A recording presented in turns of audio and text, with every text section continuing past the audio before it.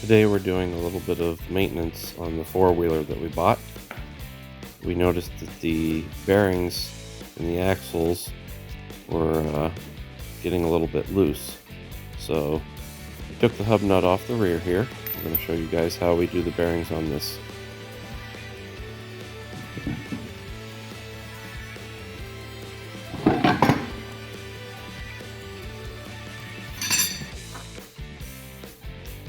With the wheel and hub off of here, we'll take a look at the inside. There's a bearing retainer that has 4 bolts that needs to come off of there. Once this is removed, we're going to remove the backing plate off of the axle itself.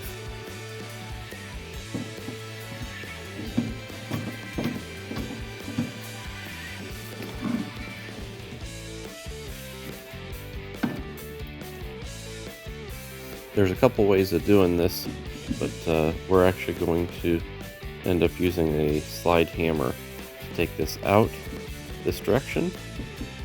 There are some other ways to do it. You can actually split the rear axle and take this apart and pound the bearing out from the inside, but this way is a little bit easier if you do have a slide hammer. So we're going to put the washer and the spindle nut back on here, and we're going to stick the slide hammer over the end of that and give a tap or two, and hopefully it comes apart.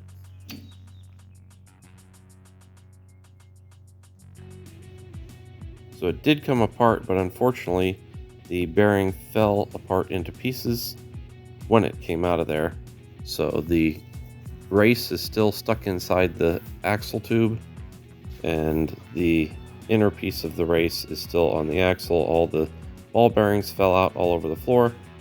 So unfortunately, we're going to have to tear this apart. I had to take a die grinder and actually cut this race to get it to come out of there. It took a little bit of doing to get it out, and I seem to have got it out all right without damaging the axle itself. So now we're going to put the new seal in there. The old seal did come out, and then this is with the new bearing tapped into place. It pretty much slid back in with the axle.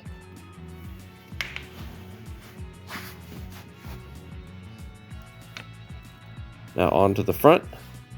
So when I tore it apart here, I basically popped this hubcap off to take a look at the hub nut in here. We were getting ready to pull this apart, and I was thinking that the bearings were bad on it, so we did order some bearings. But once I got this apart, I noticed something interesting. The washer behind here is loose. There was no cotter key in this castle nut, and it wasn't even hand tight. So I ended up pulling the castle nut off of there and looking inside of it. There was absolutely nothing wrong with the bearing. So I'm going to tighten these up and properly torque them and put a cotter key back in here, and these should be all right to use for quite a while. I'll have some extra bearings on the shelf if we ever have a problem with them, and this will hopefully do a little better for me.